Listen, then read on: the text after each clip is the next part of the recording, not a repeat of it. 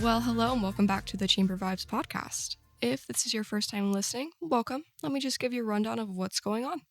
So, I'm your host, Foster Garrett, Director of Marketing and Events for the Bedford Area Chamber of Commerce. And if you don't know what a chamber is, that's totally fine. We are a nonprofit membership organization that strives to help the Bedford area prosper by serving and collaborating with local businesses, organizations, and people. And every week I get to interview a different chamber member to find out what they do and why they do it. And this podcast is recorded right here in beautiful Bedford, Virginia, brought to you by Grove Street FM, which is now Media Squatch Plus, and brought to you by our friends at Media Squatch. I also want to thank Mark Snowden, who is our sponsor for this podcast. Mark works for Lamar Outdoor Advertising, and we are so grateful for his sponsorship. Without people like Mark, we wouldn't be able to bring things like this to you. And this podcast is a great way to get tuned into your community. I always come in thinking I know a little bit of what we're going to talk about with our chamber member, but I always learn so much more that I would have never known if I hadn't just asked. So keep listening. You'll get tuned into a lot of hidden gems in this area, learn about services, and most of all, you learn about people that also live and work here with you. It's given me so many great things to do in my life here, and I just feel so much more connected. But keep listening. If you like this episode, go back and listen to all the ones before, and stay tuned in for all the other ones that are yet to come, because we record every week and it's always something a little bit different, from a nonprofit to an individual to our local government to small businesses to large businesses, you name it, we've probably interviewed them. But before we get to the actual podcast, I do want to tell you about some of the things we have coming up at the Chamber. Our summer has been great. We have had a great time seeing you guys at business roundtables and networking events and all sorts of different things. But as the summer starts to go by, we know that you're going on vacation and that you're enjoying times with your families. So we've got a little bit of a lighter schedule for the next couple weeks. This week, we do have a networking event with Lynchburg Hillcats. We are going there for the game tomorrow, Thursday, July 10th. We'll be there in a skybox. So if you're looking to be in a little VIP area with just your chamber friends, we'll have AC, we'll have free food. You'll have to buy your own adult beverages, but we provide pretty much everything else.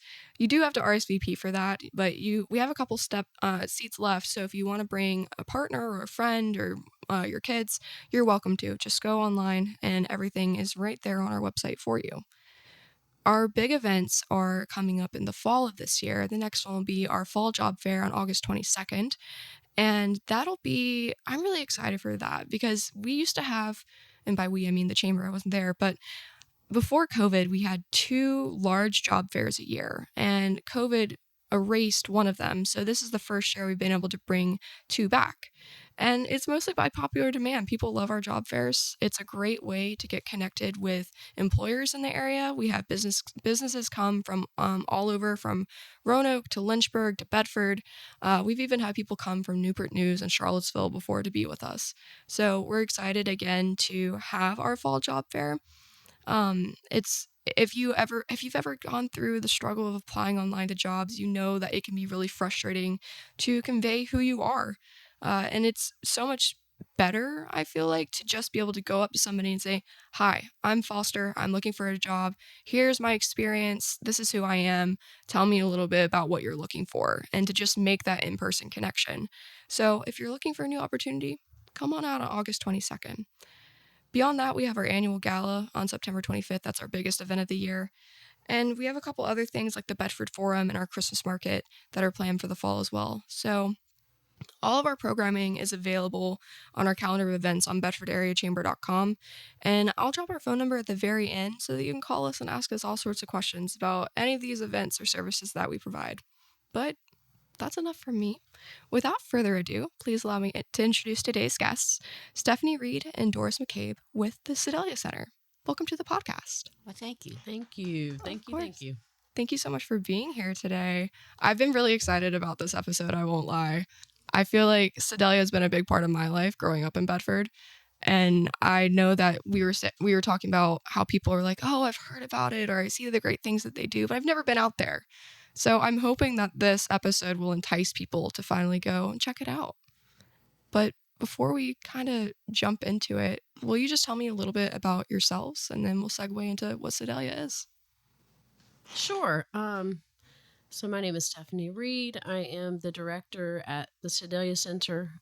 Just actually took that position a little bit, right at a year actually, but volunteered there for years and was on the board before as well.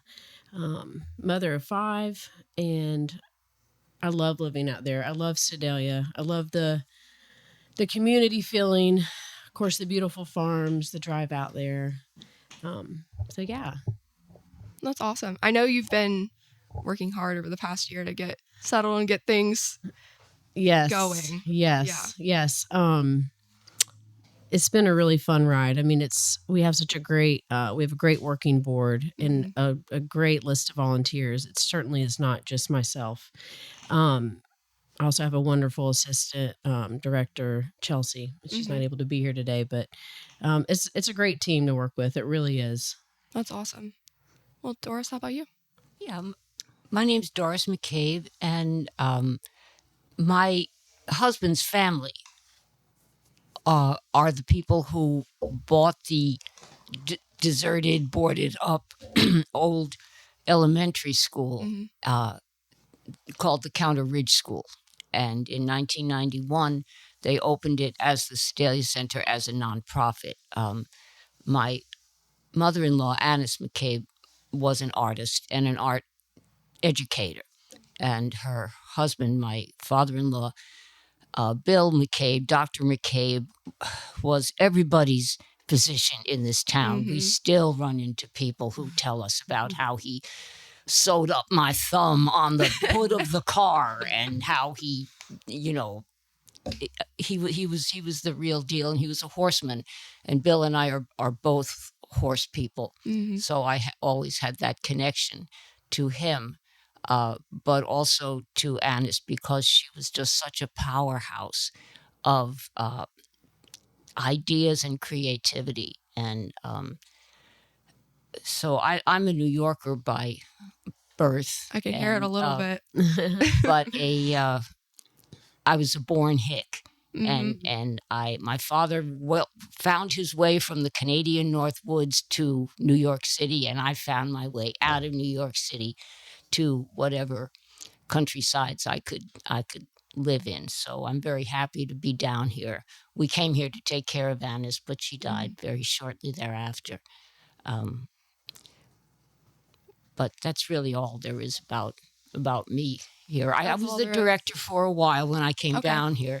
I was the director, and then I've stayed on just as a board member and a volunteer. Cool.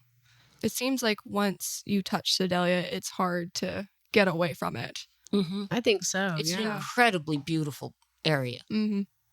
Yes. Yeah. It feels so good out there. It's so open. I drove through the other day. My mom, her grandma lived out there when she was growing up. So sometimes we'll just go through Wheats Valley or ride around. And I think last year around this time, we went to the old Bedford Lake and we just went and walked around. Yeah. And a lot of it has been in shambles, but some of it is still existing. And she loved to walk around and say, that's where the karaoke, the jukeboxes used to be. And that's where my grandma used to take me to like jump off, that. And it's cool because I'm from out towards Body Camp, so opposite side of the county, but similar as in there's not a whole lot out there unless you make it. And it's cool that the Sedalia Center is there. It's so true. Yeah, it's a essential part of that community, I feel like. It is.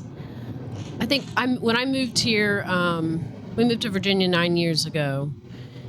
And, we bought property out in Sedalia, and it's like there's a country store, and then there's the Sedalia Center, out in the middle of nowhere.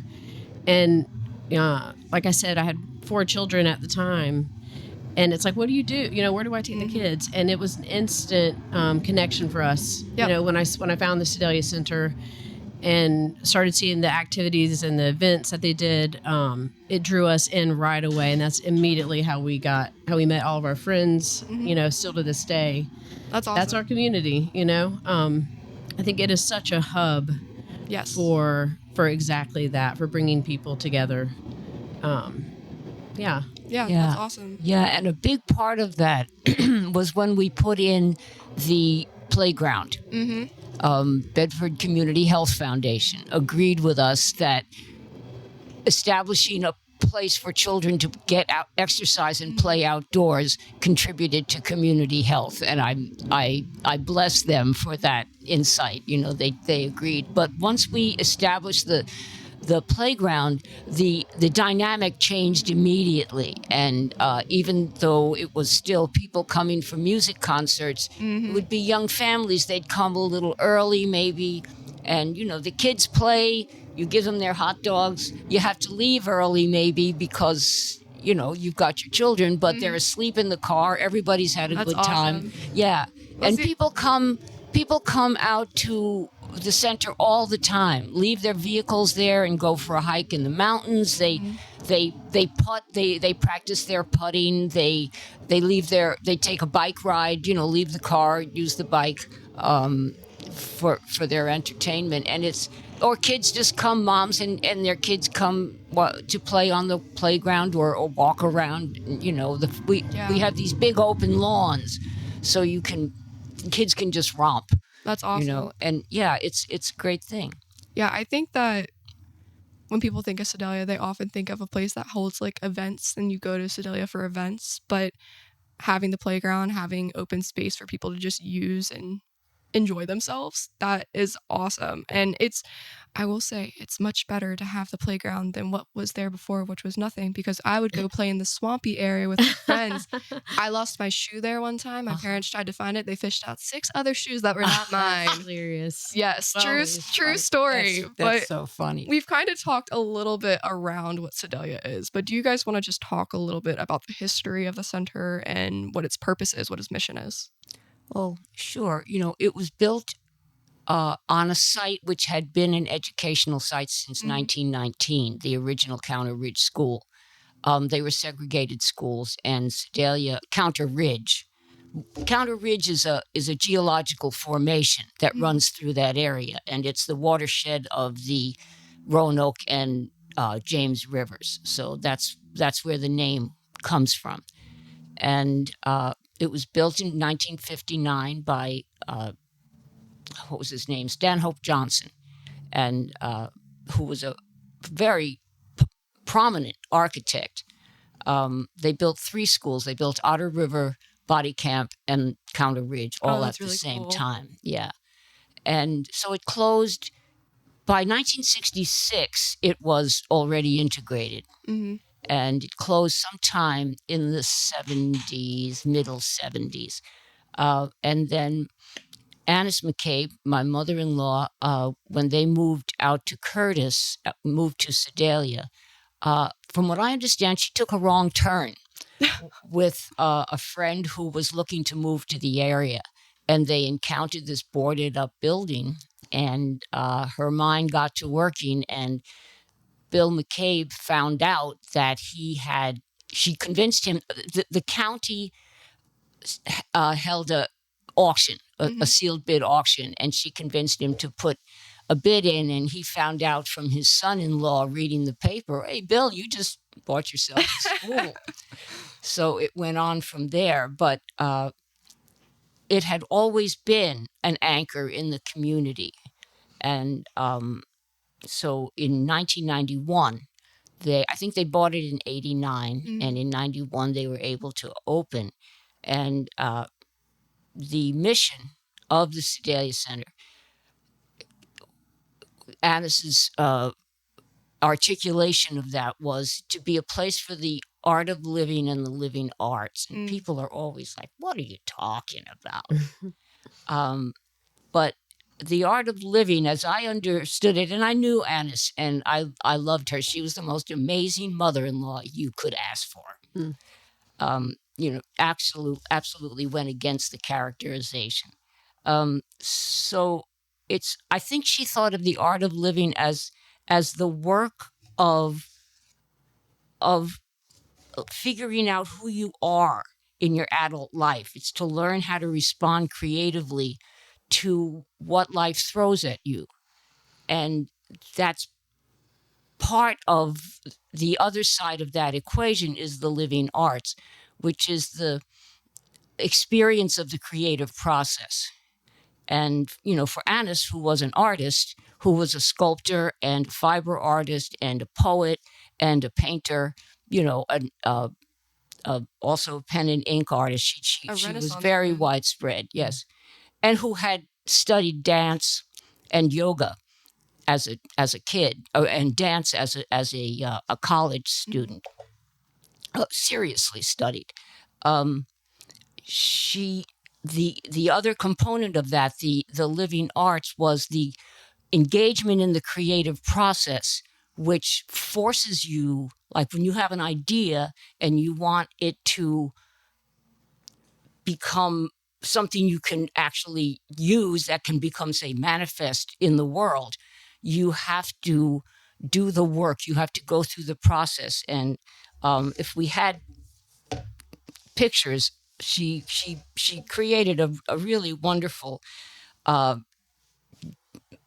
drawing of the creative process, which features a vase with a bottleneck, and at the bottom is this psychic compost and this restlessness that you have something you want to say or do or see in the world, and the concentration required. And then once you get your idea, the aha moment is what she called it. Then you've got to deal with, well, how do you make it happen? How do you work with the materials so the real world comes to bear? You have to work through, can I do this? Can I handle these materials to make this happen? And so you keep elaborating and going farther and farther, and her idea, and then you create whatever it is, your object, your piece of art. But that, in her mind, that process gives us the way forward to deal with the art of living, so that the two complemented each other, So the center when she bought that place, she saw that as a physical place, a refuge where people could go to pursue that artistic experience, which is actually more than just, it's not an effete thing, and that was really her wish, is that to be a place where ordinary people could experience their own creative process and find out that, yeah, I don't just have to go to work and do the dishes and raise the kids. I can also do that. There's a lot of creative potential in our lives. And so by having a place like the Sedalia Center, then it can go from, it gives the individual a place to be, and all of those individuals there trying to work these things out become a community, so that the center can become a place where the actual area, the physical area, is a community. How do we preserve it? And as Stephanie was saying, Sedalia is these beautiful farms and the woods and the river, and so for Anis, this idea of the art of living, it included in 1991, she gave an interview with the News in Advance in Lynchburg, and she was saying, well, we include renewable energy in that, sustainable agriculture, sustainable horticulture, these things that enable the land, the place, to remain an entity, that a thriving place, and now with development and so many issues coming up, the Sedalia, Virginia is a very special place, and we hope that the Sedalia Center, we're trying to set it up to remain there as a community anchor. Wow. So. Exactly. Wow. Sometimes it goes deep. It really, it for Anis, it went deep. It was not just a place to go and put on shows, and because because art is deeper than that. It is. right. You know, it's the real deal. It's mind, body, spirit. Mhm. You know, It really is more than just an event venue, and I think it's a gathering place, for creativity and education and connection. And I know those are such buzzwords, but that's what it feels like to me, and I think that's what people feel when they come out there. I hope that's what they feel. We or see the certainly- potential for it That's anyway. right. That something to work towards at a time when communities are being broken apart and So don't true. have a lot of cohesion. Yes. What is it that we can do to make this a cohesive place? And Yes. clearly, it's the land that produces food, that produces materials that people can use, and wanting to remind people, because sometimes kids growing up in the country so often, there's nothing to do out here. We're just going to go in the woods and get drunk, right? Because there's nothing to do. But there's everything to do in the real world. And, if you can bring those things to the fore and people can experience them, there's dignity in it, and there's creativity in it, and there's relief. Yeah. Yes. I think that giving people space to gather and belong is so important for an area of geographic isolation, because the land is what makes our area great. Yeah. It's what we love about it. It's why a lot of us chose to be here. That's so true. But as somebody who grew up with no kids around and was the one going in the woods, not necessarily to get drunk. Well, that's it. There's some kids, but you go in the woods and you run around, and there's not a whole lot to do. I've loved art my whole life. When I was in college, I explored as much art as I possibly could, even though it wasn't relevant to anything I was doing, because I knew that I needed it. Yeah. And it was relevant to who you are. Yes, and it still is. And I actually moved back to my where I grew up. I'm like in that neck of the woods again. Nice. And it's amazing because I'm familiar with the land. It means something to me. I can roam. But I'm back to geographic isolation. And thankfully I found my friends, I found my community, and I can pull on them when I need to. But a place like Sedalia, it's like growing up in the body camp area. Like, our place was Body Camp Elementary, but I didn't even go to that elementary school. We just went there because there was nowhere else to go. But it's nice with Sedalia. Like, I don't know, it's very moving to hear about Annis's vision. And can I see the drawing actually? Oh yeah, yeah. It's a favorite. Yeah. Let's slide it across this giant table. This is beautiful. It is. Psychic compost darkness. Yeah, I love this. This is awesome. She was certainly way before her time. Yes. In a way, it's very inspiring. Yeah, I think that Bill McCabe, who, grew up in Thaxton, whose father was there, lived on the farm that grandfathers had bought. I think David Thaxton built the house at Ivy Pillars that Bill McCabe grew up in. But I think Annis blew his doors off. He hadn't seen anything like that kind of a mind, and that kind of a spirit. And I think it really set Bill free in a lot of ways. That's amazing. Yeah. Well, thank you for sharing about the roots of it all. Because it is roots. It is. Yes, it is. Visually roots. Yeah, visual roots as well. Well, let's talk about some of the things that Sedalia does to accomplish its mission and vision. Yeah. So I guess what people know us for mostly is our events. We host 7 different festivals throughout the year. Each one different. The Celtic and Highland Festival, that's probably the crowd favorite. We do especially with the games now. Yes, and the Highland Games. I mean, do you guys actually throw They really we do. don't, Really? but professional athletes do. Yeah, that's really cool. Athletes come out, and that really is it's a sight to see. Just to come out and watch that, even if that's all you saw, you definitely can't miss the bagpipes that are walking around the entire time, and the dancers, and it's really a cultural experience. I think it's The clans. And all the clans. I mean, it's a great.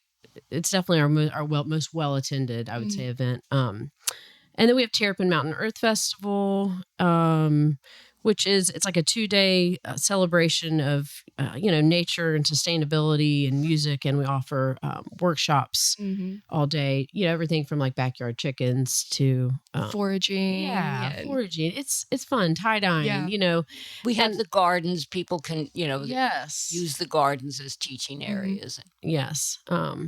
That's one of my favorite ones. I mean, being out there amongst, with the mountains as the backdrop, and just appreciating, loving, Mother Earth, and also learning how to like love on ourselves and take care of ourselves, throughout the workshops, and wonderful live music. And I just want to say too, that all of our events, I'm pretty proud of, I think are very family friendly, no matter what. They're very family friendly. Yeah. So also we do the Bluegrass Festival, and 2026 will actually be the 30th anniversary, the 30th year that we had the Doc McCabe Bluegrass Festival. I think that was near and dear to Doc McCabe, and I'm just thankful that, especially in that area, or in this area, in the Appalachian, it's just, I think it's important for people to continue to know about, music and the people, and just all that comes with that. So then we have Sedalia Fest, which in the past, Sedalia Feast, and this year it's Sedalia Feast. It's like our annual fundraiser, and it always has some sort of different theme. And so this year we're saying Sedalia Feast. It's a feast on like hyper local food and local music and the community, which I feel like all of our events are. But for this fundraiser, we are offering just a beautiful feast of, like I said, hyper local food, just within miles of the area.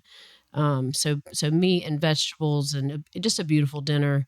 And we'll have our house band, the Coleman Brothers Band, which are again from that area, and then New Standard Bluegrass, which they've been around, forever. They're from Bedford. Great. They're Bedford boys, and they've been at Sedalia for years and years. So we just thought, what better way to celebrate and to bring attention to, I guess, the Sedalia Center, like who we are and what we fundraise for. What a better way than to bring kind of all of our local favorites all together, and do just that. So so that's Sedalia Feast. And then we have the Country Gathering, which is exactly how it sounds. I don't know, Doris, you talk about Country Gathering for a minute. I think it's neat. That's another very old event, as certainly as old as Sedalia, which is now 35 years, something. I think it's 34. Yes, 91. But it had kind of gotten, and again, we lost a lot of people when we lost Bill and Annis and their generation, and it had become kind of a nostalgic event about how it was in the old days. So we decided to change it from the country fair, because there became a county fair, and that got really confusing. And no rides here. So we called it the Country Gathering, and the idea is this is contemporary country life, and with the emphasis on family-oriented small time, like your garden, your farm, the woods around you, the water here, like, and it's also, and of course vendors for people who do things, interesting things that they can come. And the vendor situation at Country Gathering is, if you want to come and sell your wares or your services, if you're willing to educate people and demonstrate what you're doing, then there's no vendor fee. You can, because the idea is education. But what's really, and there's this wonderful horse show. It's the the Southwest Virginia Draft Horse, Mule, and Donkey Show. I think Donkey has been dropped, but Marshall Kofer and Stormy Shelton put this together, and there's some really fine teamsters that show up there, and the horses are just incredible. The size and the beauty of them. And then Roy and Debbie Johnson, who raise and train sheepdogs, not sheepdogs, border collies to herd sheep. That's really cool. They come and demonstrate in the intermissions of the horse show in the horse arena how to work sheep with the dogs, and they're just incredible people. And again, these are ancient skills, driving horses and handling animals like that. But a big part of it is just to have kids run loose. The arena's one end of the grounds, and the pavilion and the music and the playground is the other, and there's just this constant stream of kids back and forth and down to the Walk of Poems playing pirates. And it's a great, they can find so many things to do. That's awesome. Yeah, it's a wonderful little. It's not a big event, but I was there one day when it was raining. Not hard, but it was not a nice day. And I passed a mother and her son, and I said, "Thank you, for coming out in this weather." And she said, "Oh, we wouldn't miss it." And I thought, okay, we're doing something right. Mm-hmm. Always feels good when people are coming out, even on the ugliest day. Yeah. And Celtic is like that too. Yeah. But of course, snow on Celtic Day just adds to the ambiance. True. Very true. But then there's chili. Yeah. Chili cook-off, another, very popular event that we do. And I think it's so neat because it's like a celebration again of like, so we have, say, 20 teams that come and cook chili, and people get to test it and judge like what's their favorite chili. But I think it's such a neat opportunity for people again to get together, and everyone wants to gather around food and traditions, and even if the it's end your of the chili, season, it's like, how did your mom make chili, or how do you make chili? Yeah, exactly. And usually a beautiful day, in October, to be in the mountains in October is not a bad idea either. So, yeah. And after chili cook-off, we then have our little Christmas event, Christmas in Sedalia. And it really is such a charming, a charming day. I mean, I think we take pride in being in this area. There's so many great artisans. And so this event, we really are pretty picky on, or maybe that's the wrong word, but well, it's handcrafted work. Handcrafted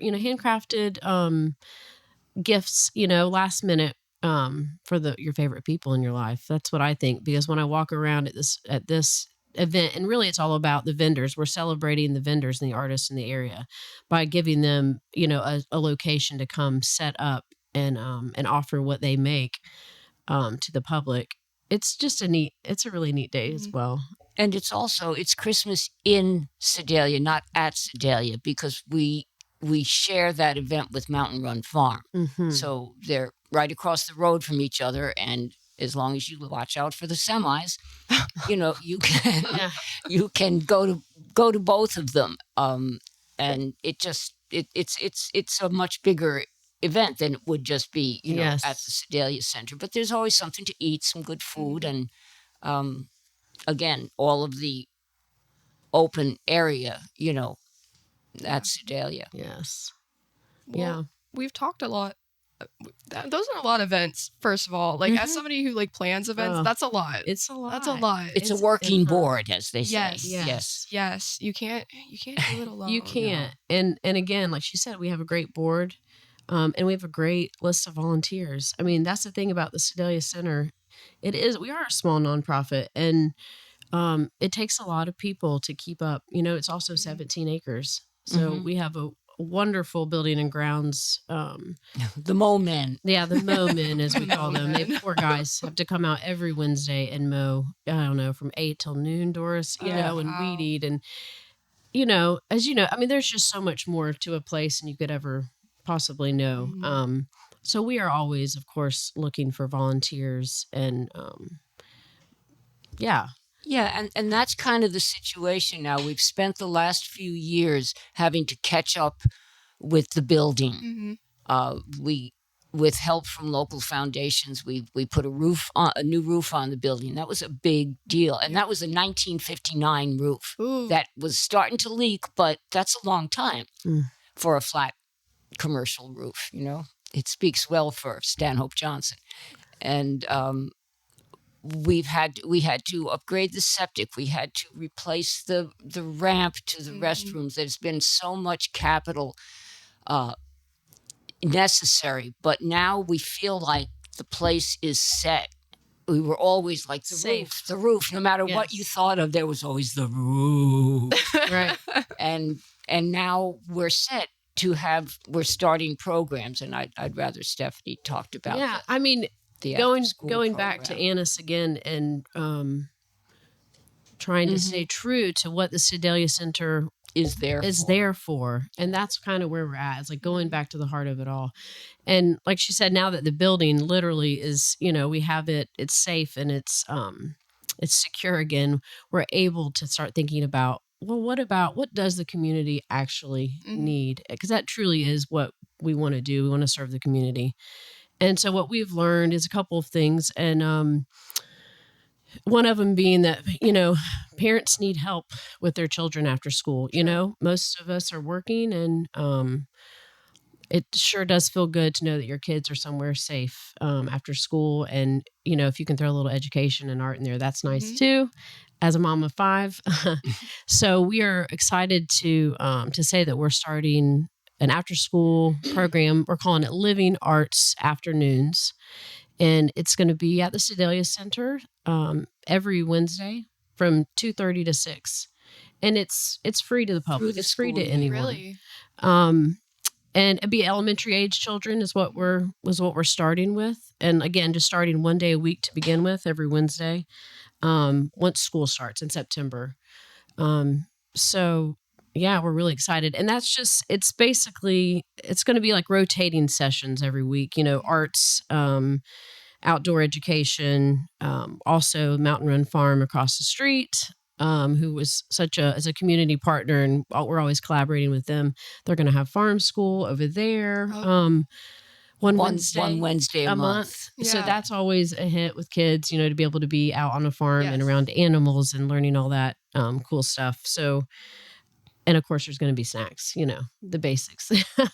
So we're looking forward to that so much. Like being able again to work with local artists and pulling in, the community in that sort of fashion as well. So that's amazing. That I'm really excited for. Yeah, that. we're very excited. That's really cool. That's very different from some of the things you guys have done in the past too. It is, again, I think people think of us only as the festivals, the music event, the music and the food and all that. But We've reason had why camps for years. Yes, it's true. We have. I've gone to the Girl Scout camps. Yeah.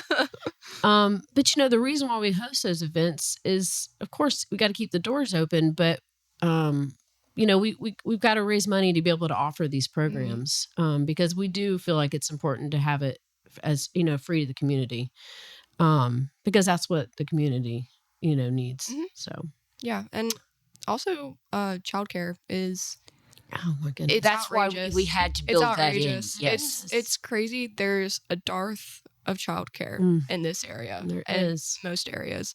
It's such a huge barrier to people returning to work. Yeah. And it's also so expensive. My sister works at a daycare right now, and it's hundreds of dollars every week, and it's one of the most affordable ones in the area too. True. So true. It's hard to keep staff. There's a lot of issues with it. So it's awesome that you guys want to do it for free, and also to make it first year certainly. Yes.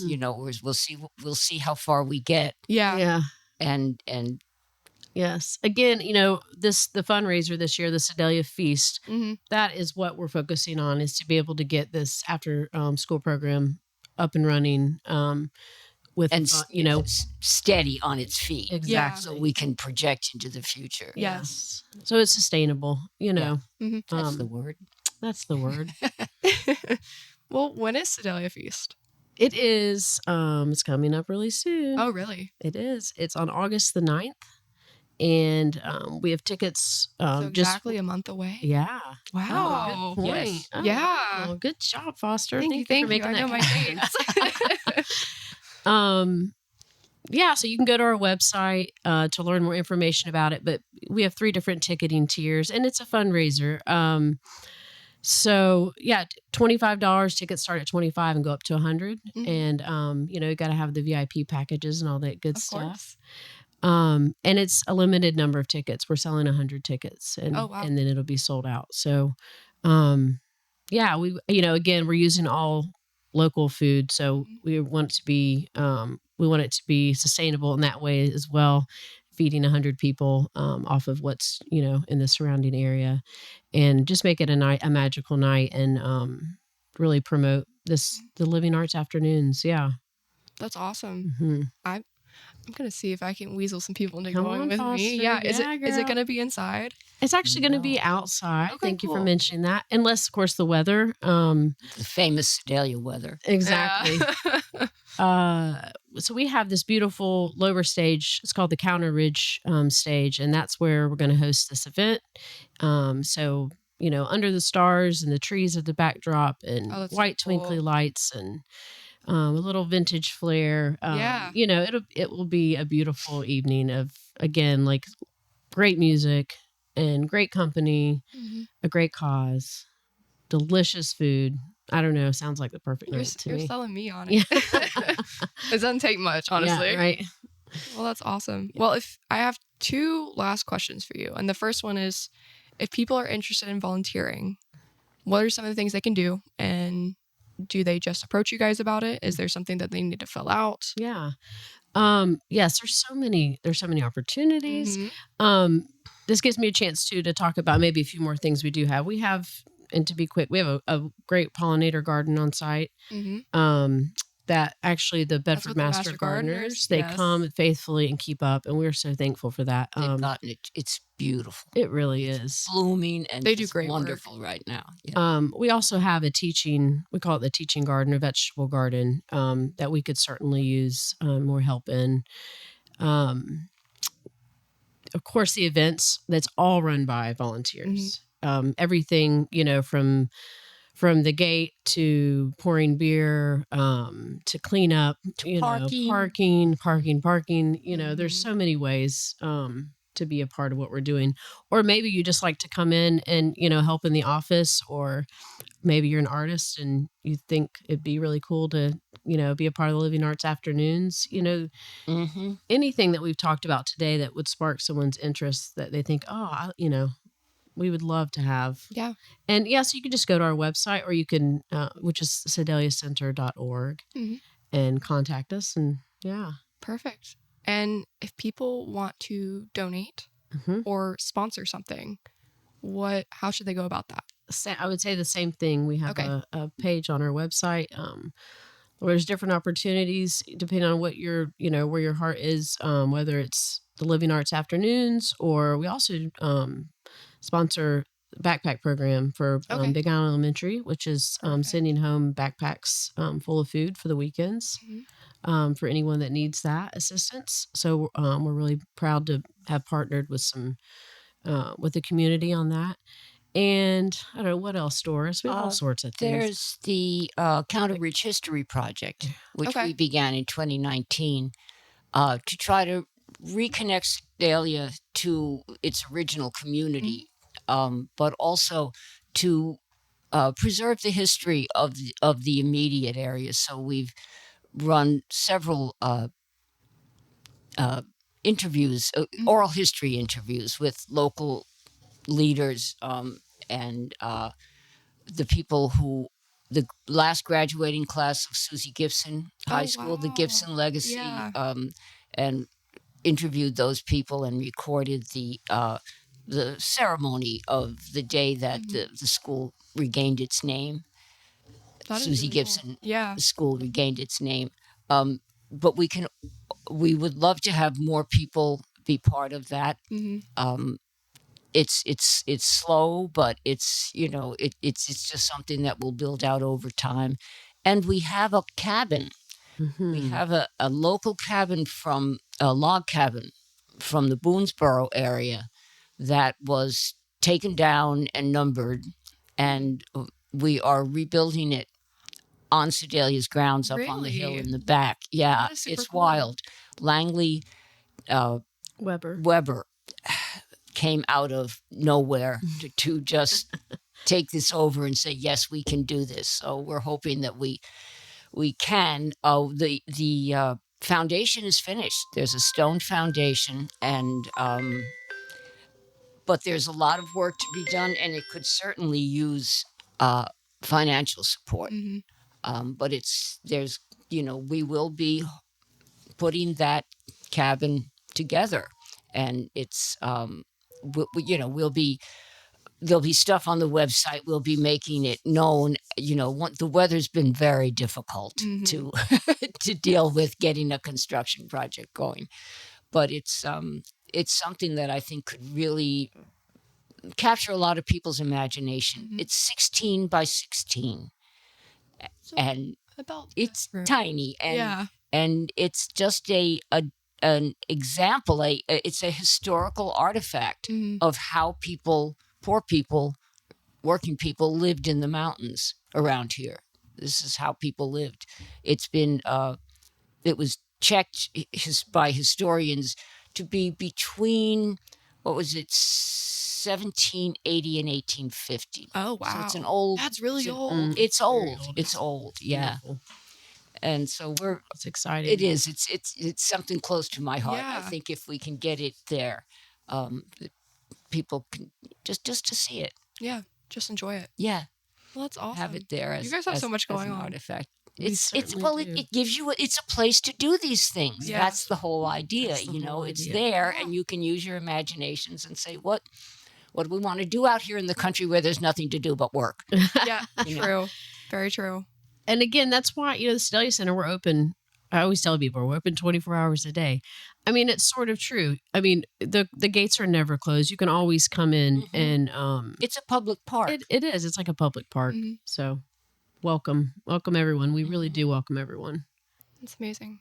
Well, do you guys have any? And we're trying to Remarks? put in a campground. Oh yes, and we're in the midst of Campground it. we have to expand because the campers have become, well, it was never an organized, it grew organically out of the The Bluegrass Festival. Festival. I know. and I'm sure you the campground next to the little creek that became a swamp very quickly. Yes. Yep. Oh, that's great. And so we are upgrading that campground, and any financial assistance, of course, it's a big nut. Yeah. Anything else? Any last remarks? I don't know. I think No, did we get it all out? I think we did. We could probably talk for days. Exactly. Yeah, we could. Well, But ladies, I this has appreciate been an your amazing interest. conversation. Yeah. Thank you, Foster. Thank you so much for joining me today, and hopefully I'll see you again soon. We hope so. Well, that's all for today, folks. If you want to learn more about us at the Chamber, you can give us a call at 540-586-9401, or you can visit our website, bedfordareachamber.com, for information about our mission and the perks of becoming a member. But also on our website is a full directory of our membership, which is helpful for finding all sorts of amazing things in the region, including the Sedalia Center. But that's all for today. Thanks so much for listening, and keep an ear out for the next Chamber Vibes episode.